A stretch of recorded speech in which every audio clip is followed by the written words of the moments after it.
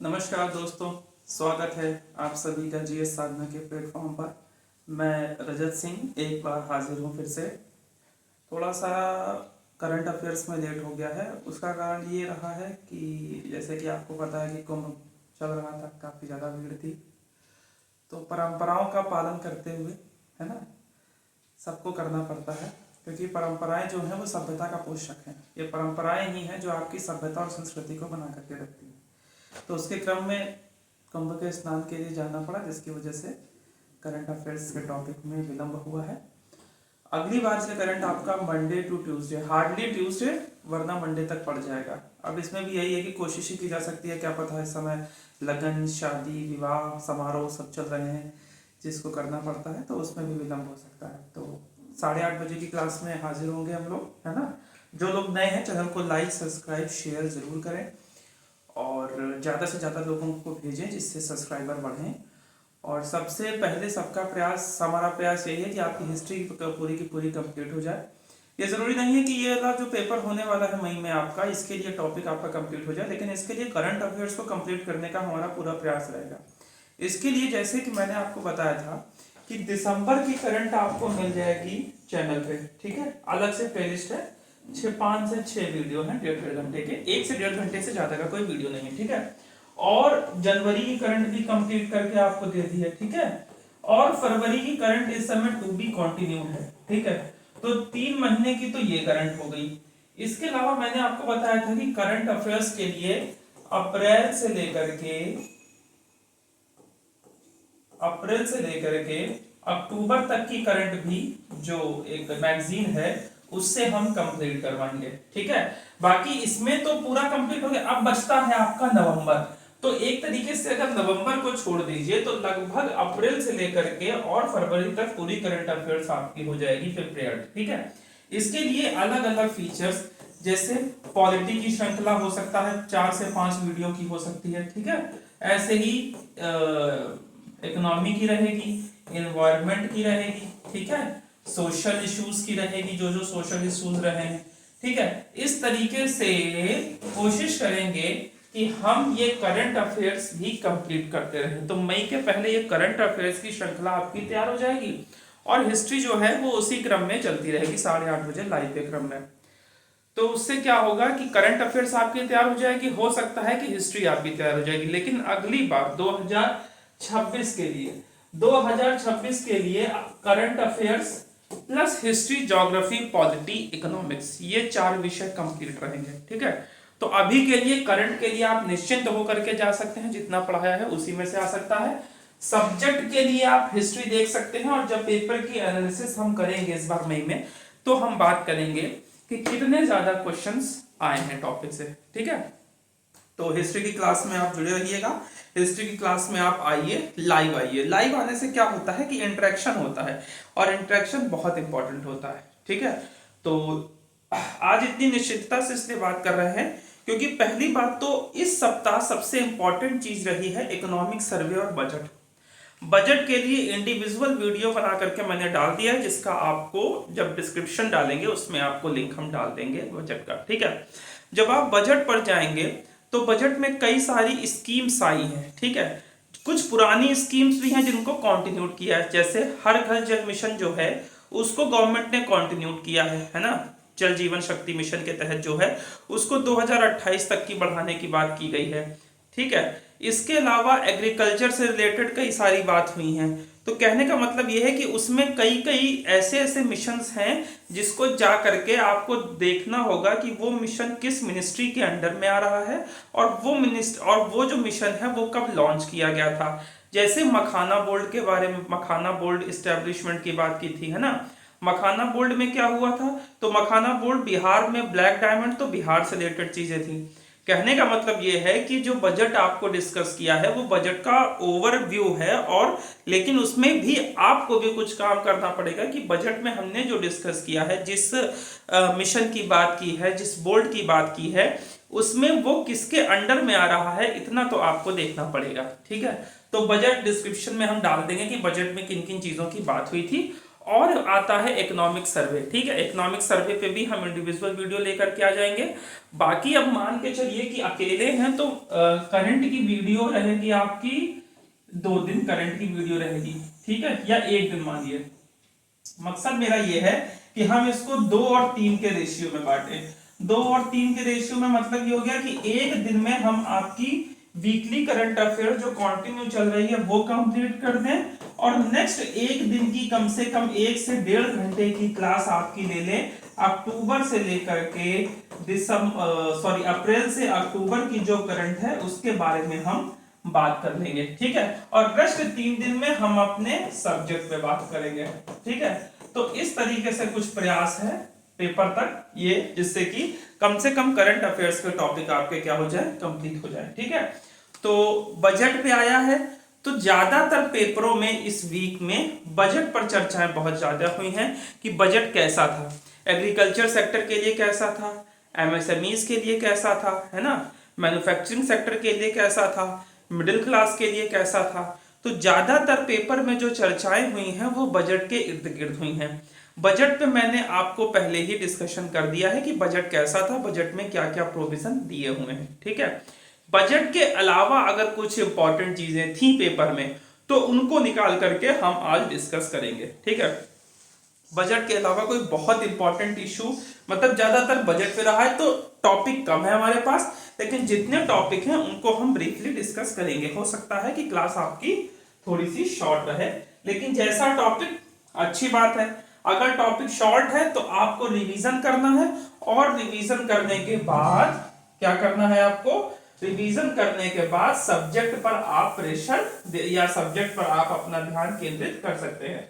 तो चलते हैं हम अपने पहले टॉपिक की तरफ, है नेशनल ग्रीन ट्रिब्यूनल के बारे में। ठीक है, नेशनल ग्रीन ट्रिब्यूनल ने कहा है कि जो घग्गर खाखरा रिवर है या घग्गर रिवर है वो अब नहाने के लायक भी नहीं रही है ना। जो घग्गर रिवर है वो नहाने के लायक भी नहीं है। अब सबसे पहले तो आप देख लीजिए कि घग्गर रिवर कहां पर है ना, थोड़ा सा रुक जाइएगा।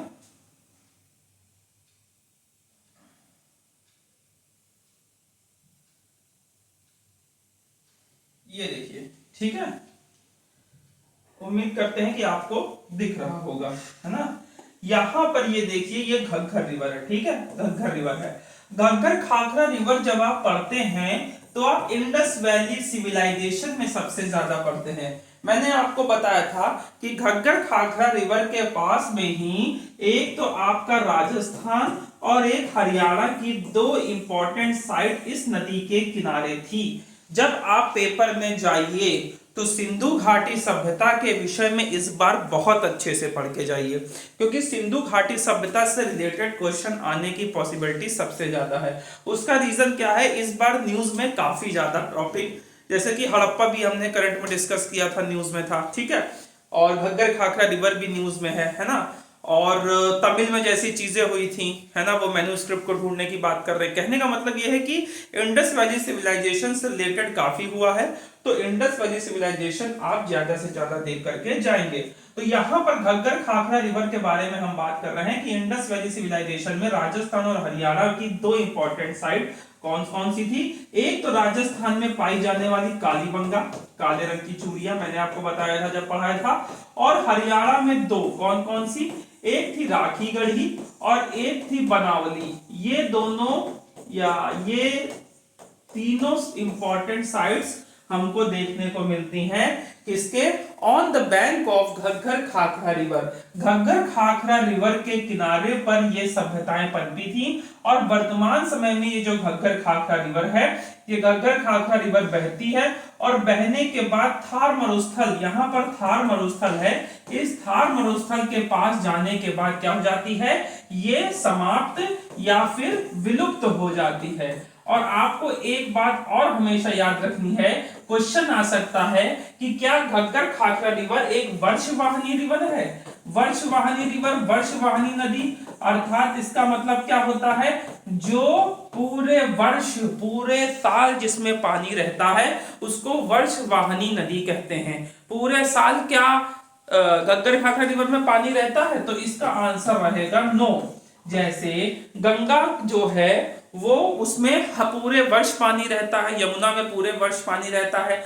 अर्थात ये नदियां सीजनल नहीं है, वर्षा के ऊपर जो आपका होता है इनकी डिपेंडेंसी कम है ना, इनकी डिपेंडेंसी कम है क्योंकि ग्लेशियर आदि से आती हैं ये सब गंगा यमुना। लेकिन वहीं दक्षिण भारत में जब आप जाएंगे तो वहां पर क्या है, वहां पर दक्कन का पठार है और पठारी क्षेत्र में वहां पर क्या होता है, पठारी क्षेत्र में पत्थर आदि चीजें होती हैं, तो वहां पर जो नदियां हैं ग्लेशियर संख्या ग्लेशियर है ही नहीं, तो वहां पर जो है वो डिपेंड किस पे करती हैं, वो डिपेंड करती हैं वर्षा पर, ना कि ग्लेशियर पर। इसीलिए वहां पर भी आपको कई नदियां देखने को मिल जाएगी जो कि वर्षवाहिनी नहीं होंगी। तो ये थी घग्गर खाखरा रिवर जो कि आपकी वर्षवाहिनी नदी नहीं है, ठीक है। और मैंने बताया घग्गर खाखरा रिवर का नाम लेते ही आपको पता होना चाहिए कि ये इंडस वैली सिविलाइजेशन की मोस्ट इंपॉर्टेंट नदी थी, क्योंकि राखी गढ़ी, बनावली, कालीबंगा ये सारे जो इंपॉर्टेंट इंडस वैली सिविलाइजेशन की साइट्स थी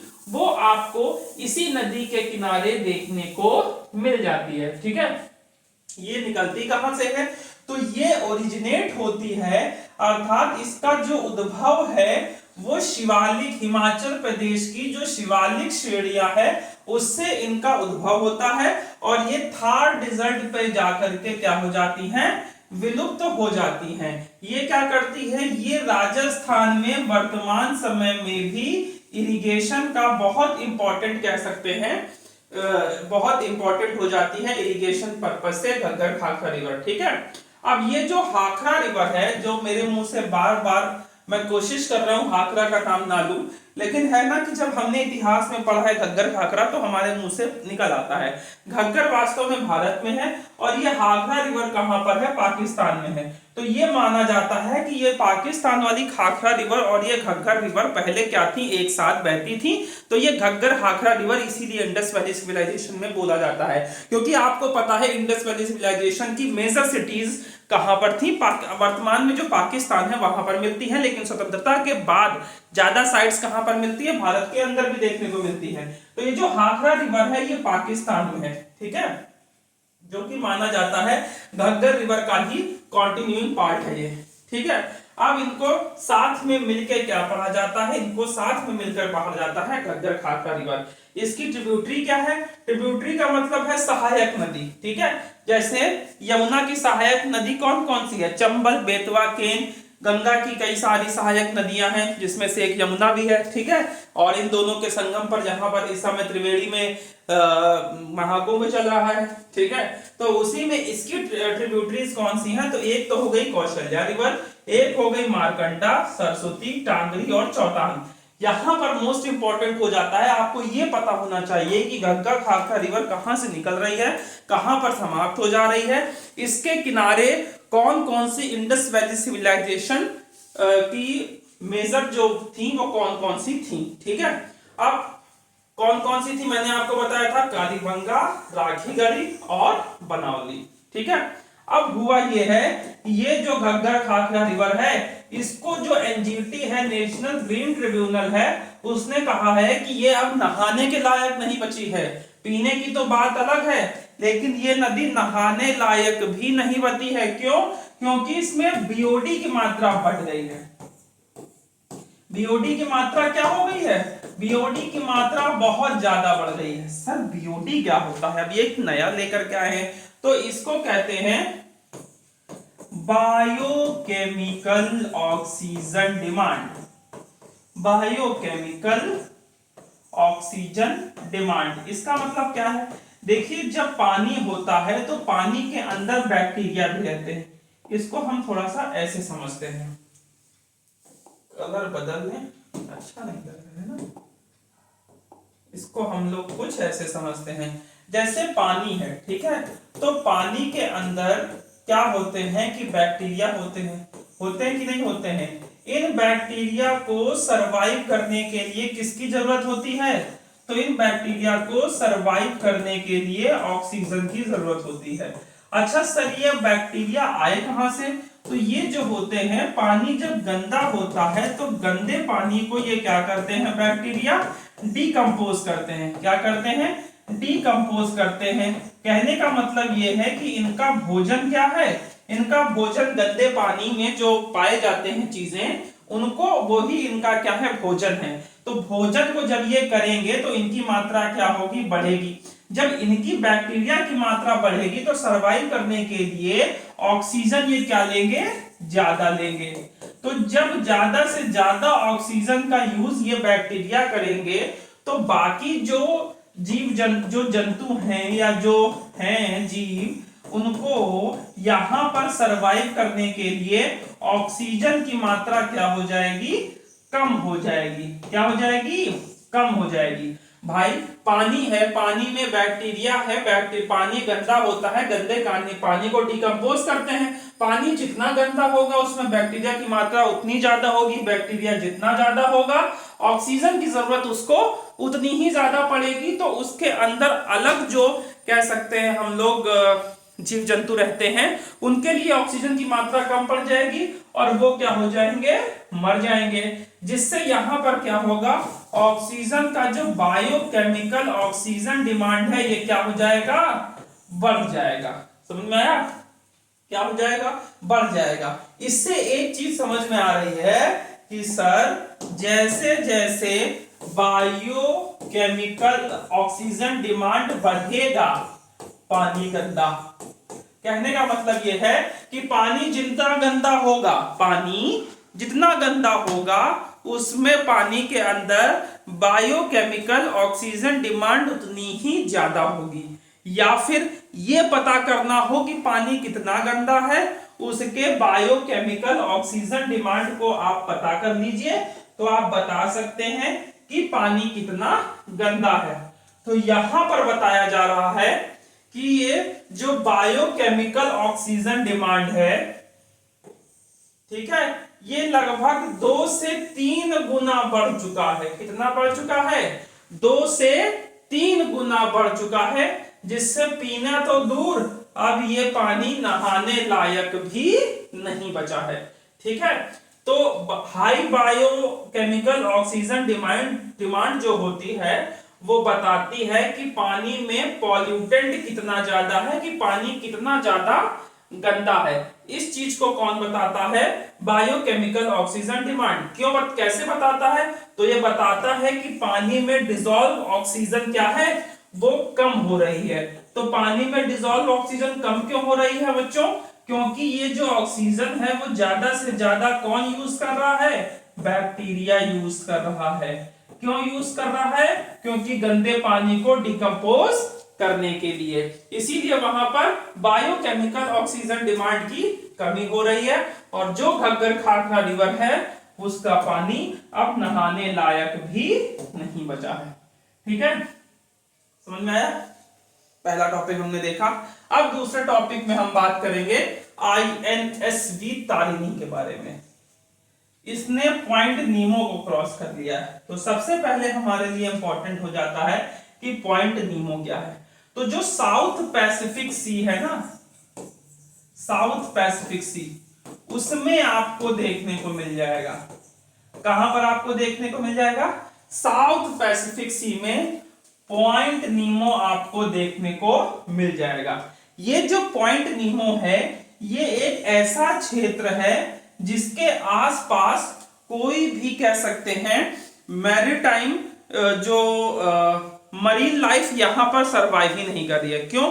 क्योंकि यहां पर न्यूट्रिएंट्स नहीं पाए जाते हैं, पहली चीज। ठीक है, तो यहां पर मरीन लाइफ भी नहीं मिलती है, प्लैंकटन वगैरह है ही नहीं, तो मरीन लाइफ कहां से मिलेगी? दूसरी चीज है ये ऐसा क्षेत्र है जहां से देखिए जो प्रमुख द्वीप हैं या कुछ द्वीप भी हैं वो काफी दूर दूर पे हैं। जैसे चिली लगभग 2624 नॉटिकल माइल्स पे है। ठीक है, ईस्टर आइलैंड भी काफी दूर है 1666 पे, ड्यूकी आइलैंड भी दूर है, वेलिंगटन द्वीप भी दूर है, और नीचे की तरफ एक द्वीप है वो भी काफी दूर है। यानी यहाँ पर कुछ भी नहीं मिलता है, यहाँ पर कुछ भी नहीं मिलता है। ठीक है, अब यहाँ पर अगर आपको किसी को आवाज देनी है तो लगभग 400 किलोमीटर कहते हैं कि ऊपर की तरफ आप चिल्ला करके बोलेंगे, तब जाके जो इंटरनेशनल स्पेस स्टेशन है वो आपकी आवाज सुनेगा। तब वो कुछ ना कुछ हेल्प आपको भेजेगा, तब आप इससे निकल सकते हैं। समझ रहे हैं? तो ये एक बहुत ही खतरनाक क्षेत्र माना जाता है पॉइंट नीमो को।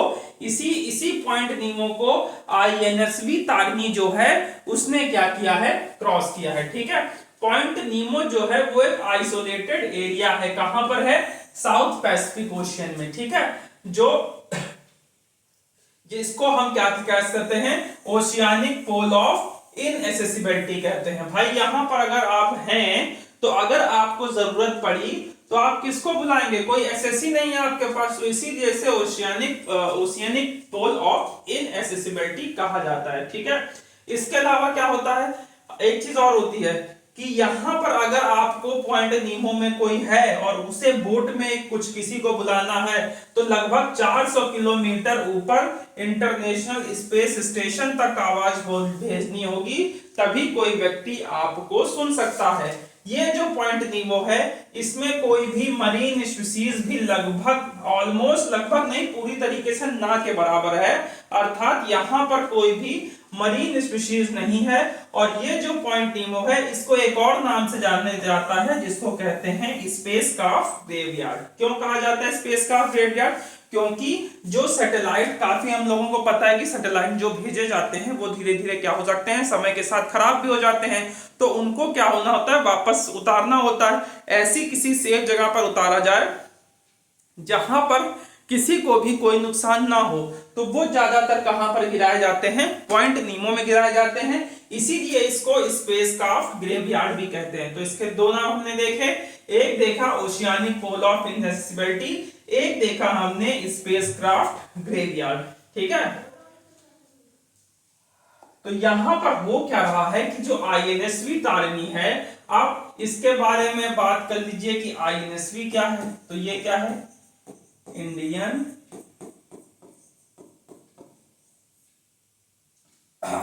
नेवल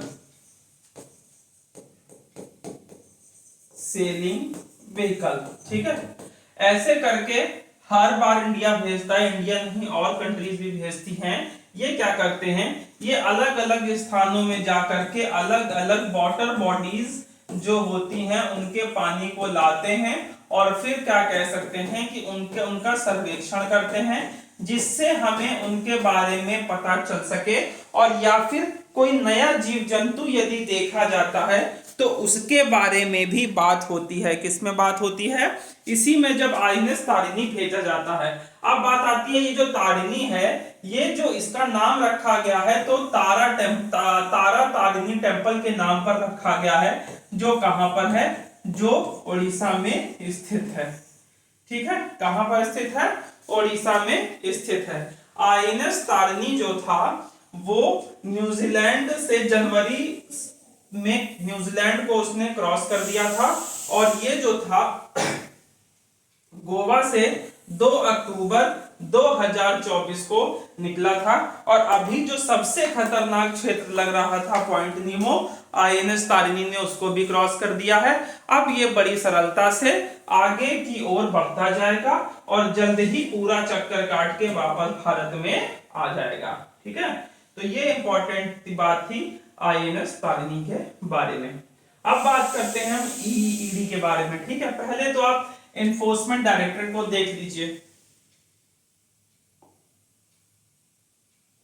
ठीक है, ये क्या है?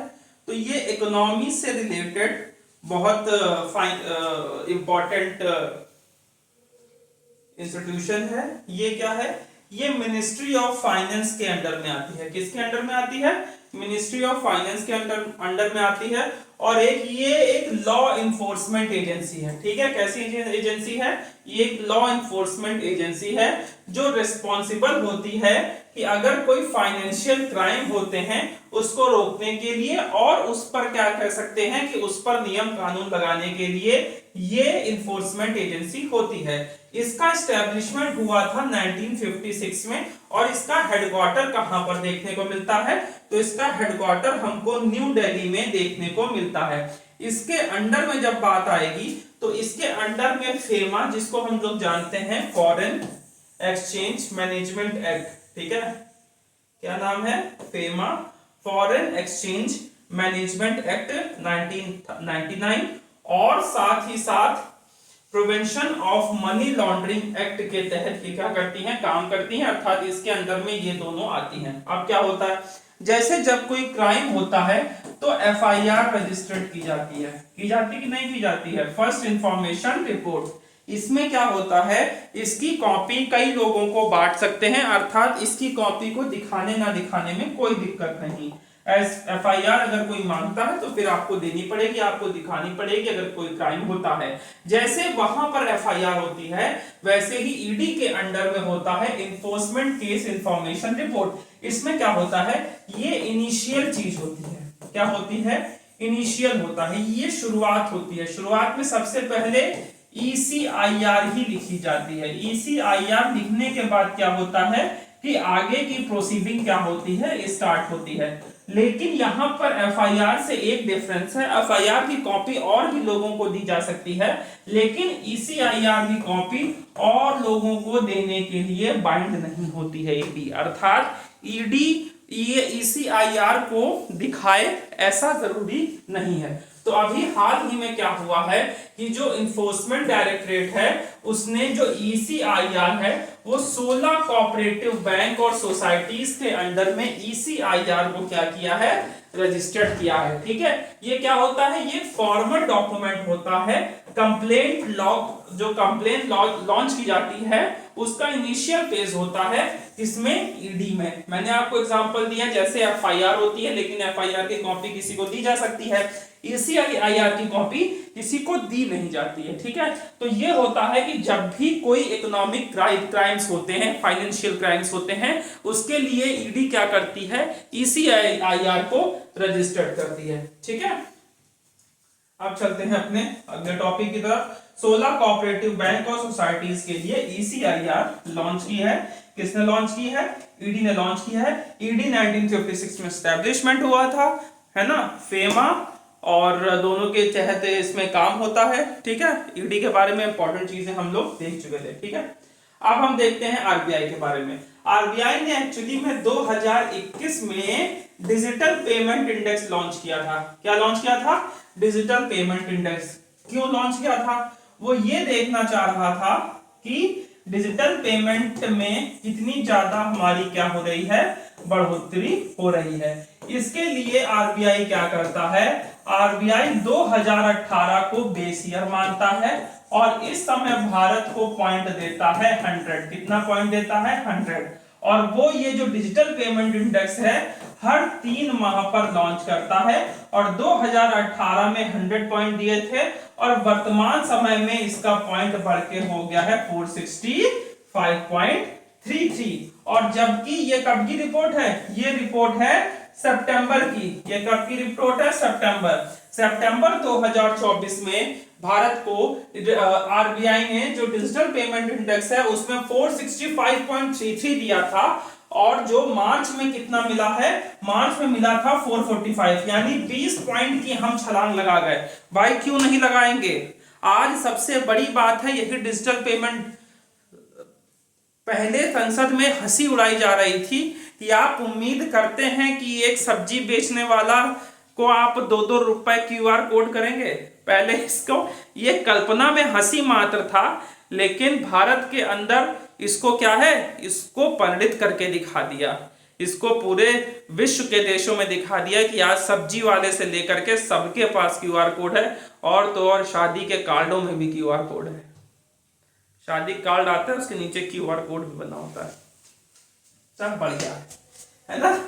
तो यहाँ पर डिजिटल पेमेंट इंडेक्स सितंबर 2024 का जो आंकड़ा आया था उसमें हमको 465.33 मिला है, जो मार्च में कितनी थी, 445.33 थी। ठीक है, अब वॉल्यूम बेस पर बात किया जाए तो भारत में 2018 में कितनी थी, तो केवल 5.8 लाख करोड़ का ट्रांजैक्शन हो रहा था, लेकिन 2024 में 246.246.83 लाख करोड़ का क्या हो रहा है, ट्रांजिशन हो रहा है। मतलब इतना ज्यादा ट्रांजिशन हो रहा है किसमें, डिजिटल पेमेंट में। यही digital payment index Bharat launch करती है। ठीक है, digital payment index volume base पे हम बात कर चुके हैं।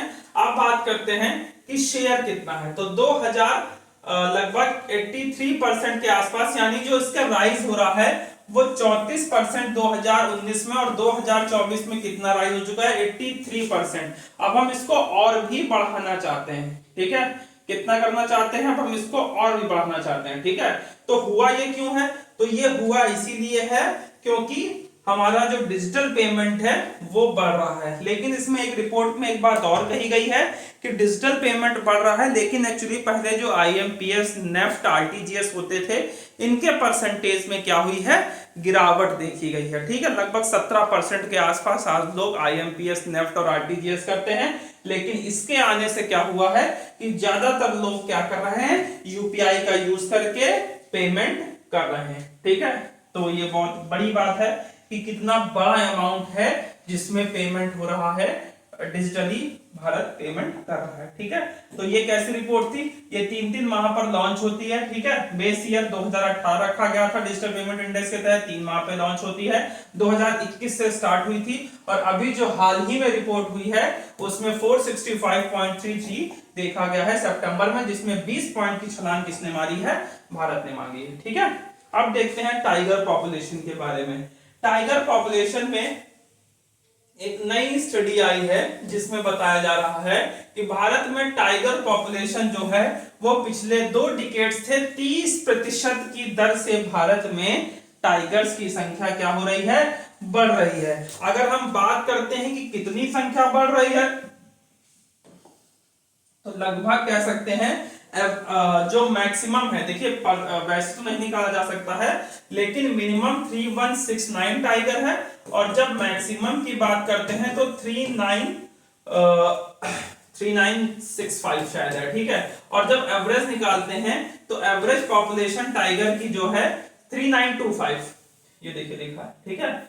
मिनिमम कितनी है, मिनिमम है 3167 टाइगर देखे गए हैं, और मैक्सिमम कितने देखे गए हैं, मैक्सिमम 3925 देखे गए हैं। तो इन दोनों का एवरेज निकाला गया तो एवरेज भारत में कितने टाइगर निकल रहे हैं, 3682। ये बहुत बड़ी बात है, और पहले टाइगर्स की संख्या इतनी नहीं थी, लेकिन भारत ने जिस हिसाब से टाइगर कंजर्वेशन की का काम किया है, ठीक है, और वो दिखाता है ये संख्या, ठीक है। ये देख सकते हैं कि ये ग्राफ किस हिसाब से ऊपर बढ़ता चला जा रहा है, ठीक है ना। 2006 में पहले कितने थे, 2006 में भारत के पास 1411 टाइगर थे, 2010 में 1706 होते हैं, संख्या बढ़ती है। फिर 2014 में 2226 टाइगर होते हैं, ठीक है, यानी 2226 टाइगर। फिर सबसे बड़ा उछाल हमने मारा था 2018 में, हमने लगभग 700 से प्लस टाइगर्स हमने बढ़ाए थे, और 2018 में कितने हो गए थे 2967, और वर्तमान में कितने हो गए हैं 3682 टाइगर हो गए हैं, ठीक है।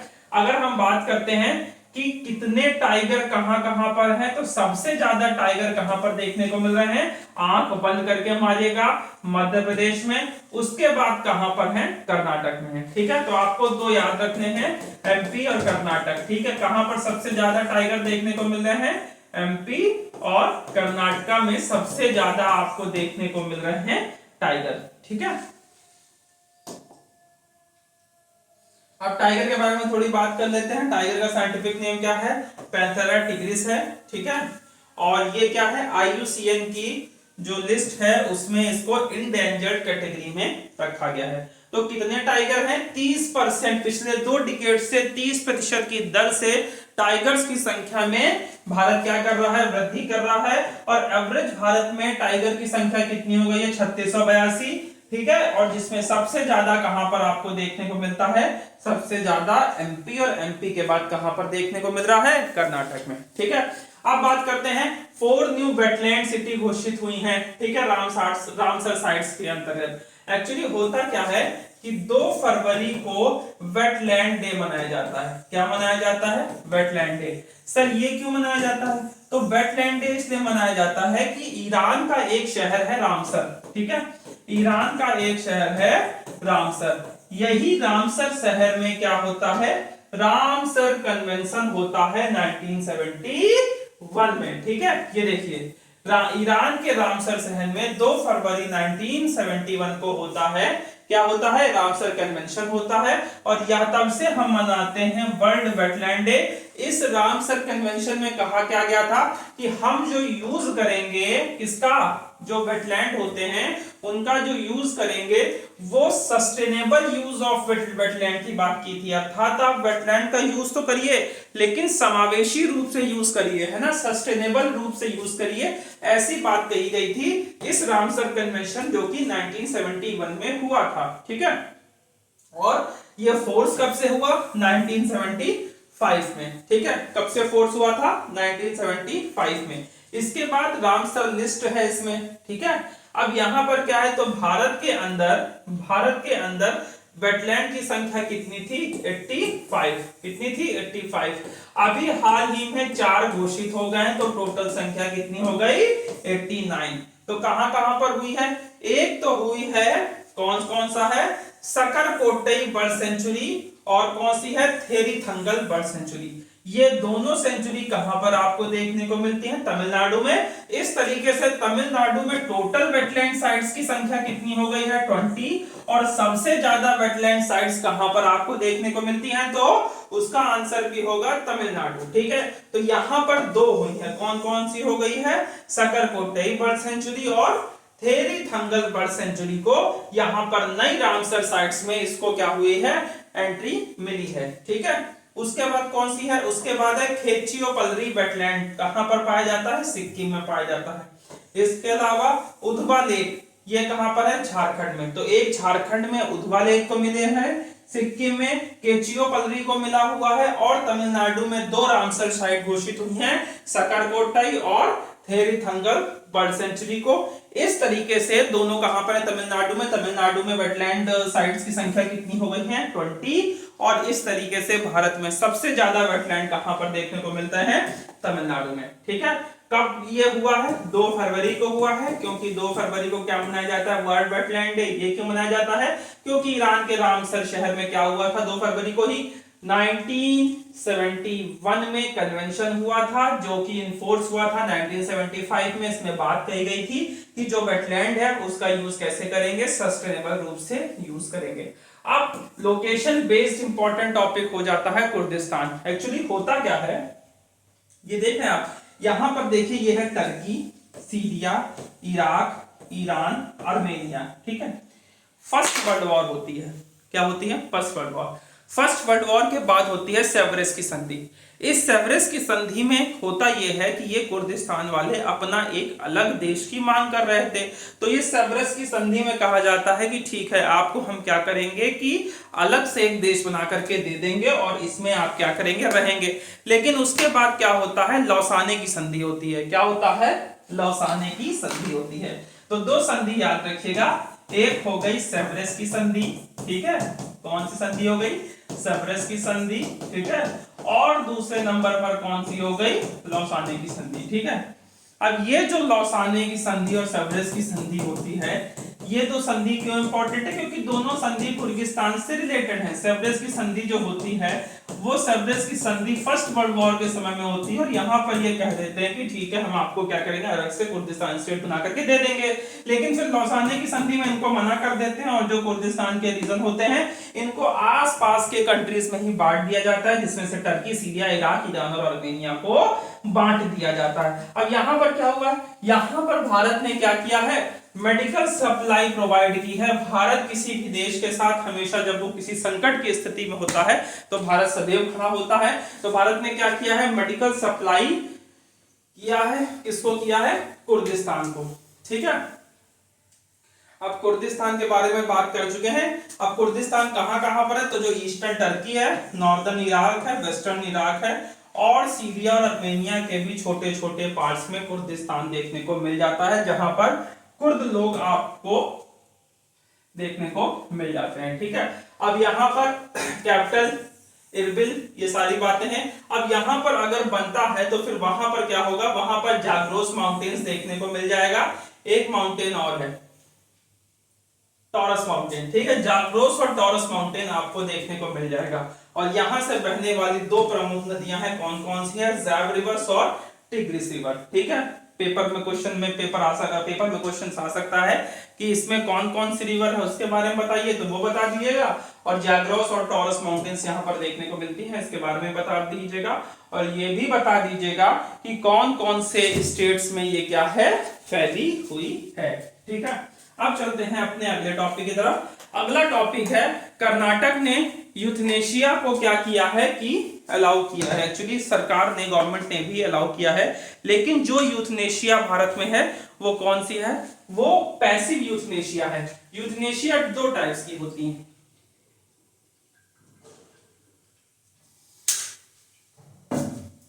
ठीक है, यूथनेशिया कितने टाइप की होती है, तो जो यूथनेशिया होती है ये दो टाइप्स की होती है। कौन कौन सी होती है, एक होती है एक्टिव यूथनेशिया, एक होती है पैसिव यूथनेशिया। सर ये एक्टिव पैसिव यूथनेशिया क्या होती है, तो एक्टिव यूथनेशिया में क्या होता है, मान लीजिए कोई व्यक्ति बीमार है। ठीक है, बीमार व्यक्ति को, अगर कोई बीमार व्यक्ति है उसको मृत्यु की बात की जाती है कि भैया, जैसे कई बार ऐसी स्थिति आ जाती है कि लगता है कि जीवन उसके लिए बहुत कष्टमय है, इससे अच्छा होता कि इसकी क्या हो जाती, मृत्यु हो जाती।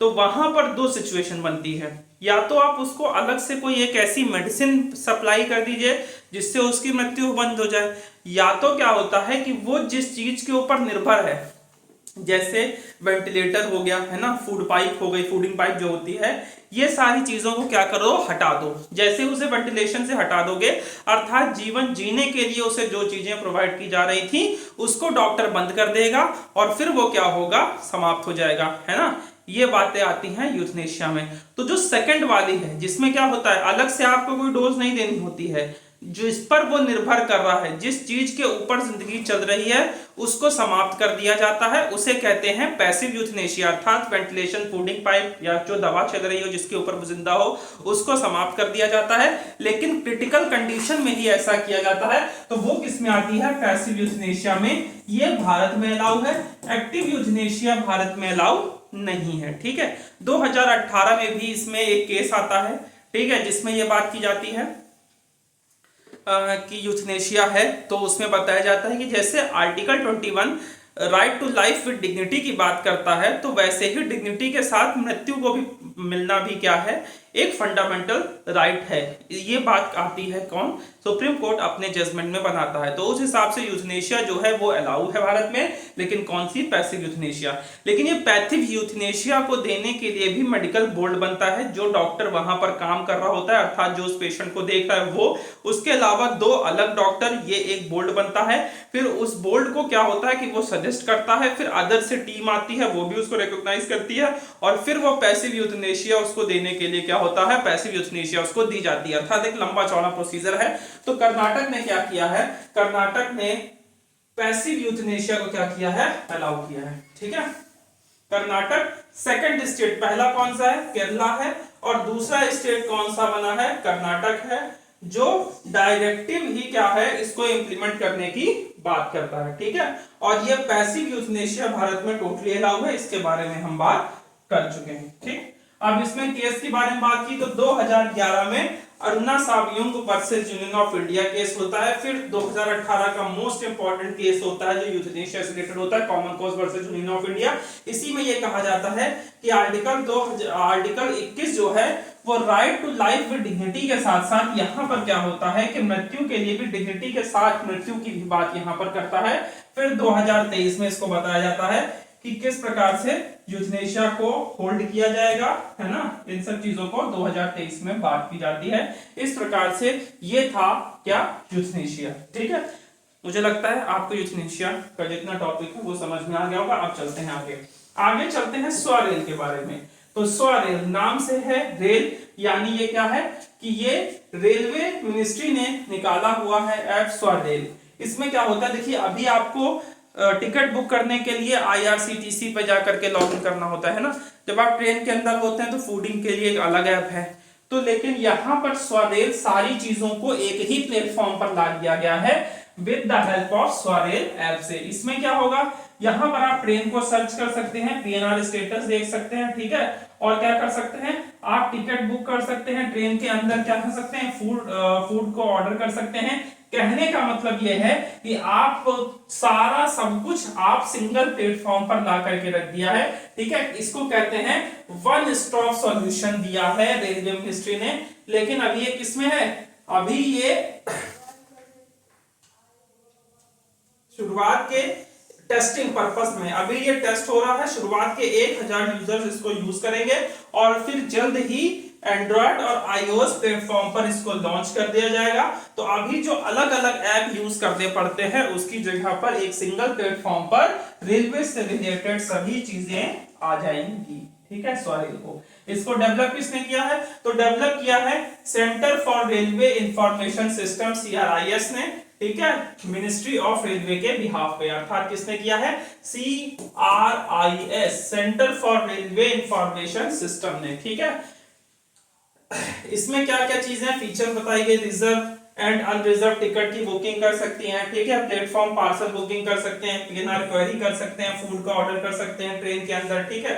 ये सारी रेलवे जो रेल मदद करके है वो भी इसमें जोड़ दिया जाएगा। इस तरीके से रेलवे से रिलेटेड जितनी चीजें हैं वन स्टॉप सॉल्यूशन, अर्थात सारी चीजें आपको इस ऐप के अंदर मिल जाएगी। अब चलते हैं अगली बात। अगले में फिर से नेशनल ग्रीन ट्रिब्यूनल आ गया। तो यहाँ पर एनजीटी क्या करता है, नोटिस जारी करता है इनवेसिव फिश स्पीसीज के बारे में, जो कि मॉस्किटो को कंट्रोल अर्थात मच्छरों को कंट्रोल करने के लिए लाई गई थी। सर अब ये बता दीजिए कि इनवेसिव स्पीसीज क्या होती है, ठीक है।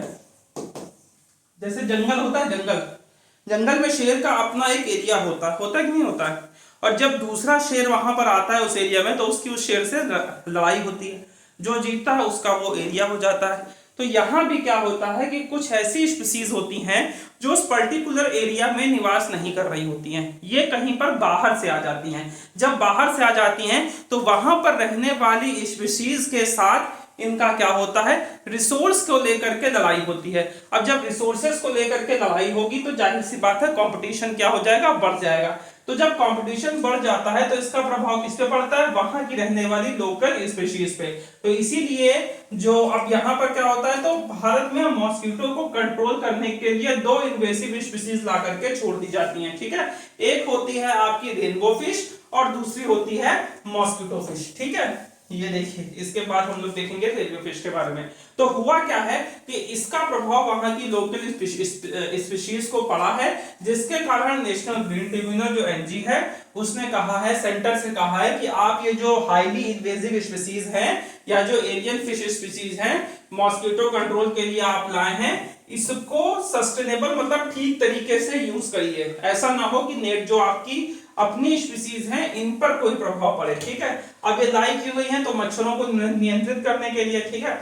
अब यहाँ पर क्या है कि ये जो मॉस्किटो फिश है ये अकेली सिंगल जो है वो 100 से 300 लार्वा को क्या करती है, पर डे खा लेती है। 100 से 300 लार्वा पर डे।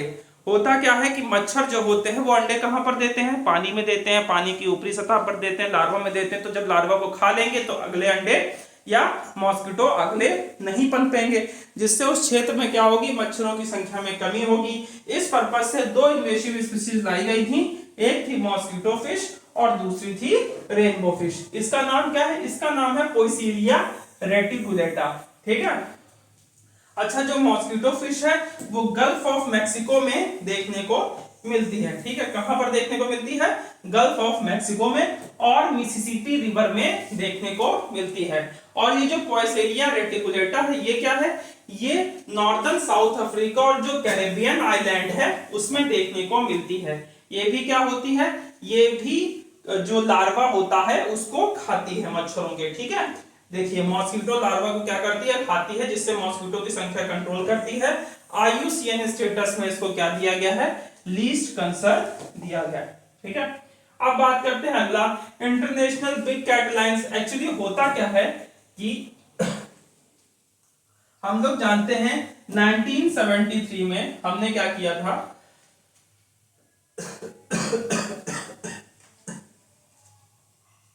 हाँ, इंटरनेशनल बिग कैट लाइन्स, ठीक है।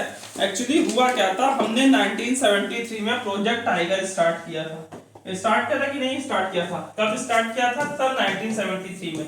1973 में हमने प्रोजेक्ट टाइगर स्टार्ट किया, और जब इस प्रोजेक्ट टाइगर को 50 वर्ष पूरे हो गए तो उस 50 वर्ष के उपलक्ष्य में हम इसको लेकर के आए थे, क्या लेके आए थे, इंटरनेशनल बिग कैट अलायंस, अर्थात 2023 में। लेकिन ये फोर्सली कब स्टार्ट कब हुआ है, ठीक है, फोर्स में अर्थात प्रचलन में कब आया है, तो ये आया है अभी हाल ही में, ठीक है। कहां से किया था, मैसूर से, कब, 9 अप्रैल 2023 को, ठीक है। 50 साल पूरे हुए थे किसके, प्रोजेक्ट टाइगर के, उसके उपलक्ष्य में हमने स्टार्ट किया था। अब इसमें क्या होता है, ये मल्टी कंट्री और मल्टी एजेंसी कोएलिशन है, अर्थात इसमें अलग अलग की कंट्रीज आएंगी, एक साथ इकट्ठा होंगी और वो क्या करेंगी, टाइगर कंजर्वेशन पर बात करेंगी। इसमें जरूरी नहीं है कि आपके यहाँ पर ये स्पीशीज पाई जाए, ठीक है, जरूरी नहीं है कि आपके यहाँ ये स्पीशीज पाई जाए तभी आप इसके सदस्य बने। अगर आपके यहाँ ये स्पीशीज नहीं भी पाई जा रही हैं तो भी आप इस बिग कैट अलायंस जो हो रहा है, इंटरनेशनल बिग कैट अलायंस, इसके सदस्य बन सकते हैं। ये भारत की अपनी एक संस्था है, ठीक है। अब यहाँ पर बिग कैट अलायंस में बिग कैट में कौन कौन आती हैं, तो इस बिग कैट अलायंस में tiger, lion, leopard, snow leopard, ठीक है, प्यूमा, जगुआर और चीता आते हैं। अब इसमें टाइगर भारत में पाया जाता है, लायन पाया जाता है, लेपर्ड पाया जाता है, स्नो लेपर्ड पाया जाता है और चीता पाया जाता है। लेकिन जो प्यूमा और जगुआर है ये भारत में नहीं पाए जाते हैं, ठीक है। अब इसमें से देखिए, इसमें जो अलग है, जैसे टाइगर इसमें इंडेंजर्ड कैटेगरी में है IUCN के स्टेटस में, ठीक है, और जो प्यूमा है वो क्या है, वो लीस्ट कंसर्न है, ठीक है, और जो जगुआर है वो क्या है, नियर थ्रेटन है।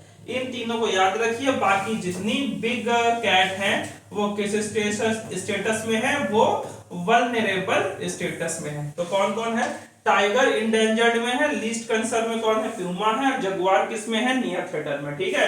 तो ये जो international cat big cat alliance है, इसमें मेंबर स्टेट कितनी है, लगभग 96 कंट्रीज हैं, ठीक है। कितनी कंट्रीज हैं, 96 कंट्रीज हैं, ठीक। अब बात करते हैं आगे। अगला है very short range air defence system, V SHORADS, ठीक है, V SHORADS, very short air defence system, ठीक है, इसको किसी और नाम से जाते हैं। चलिए अभी देखते हैं। तो अभी क्या हुआ है कि DRDO ने सक्सेसफुली कंडक्ट किया है वी शॉर्ट को, और आपको पता है एकदम करेक्ट पॉइंट, मतलब जहां पर निशाना लगना था एकदम सही जगह पर जाकर के निशाना लगा है इस वी शॉर्ट्स का।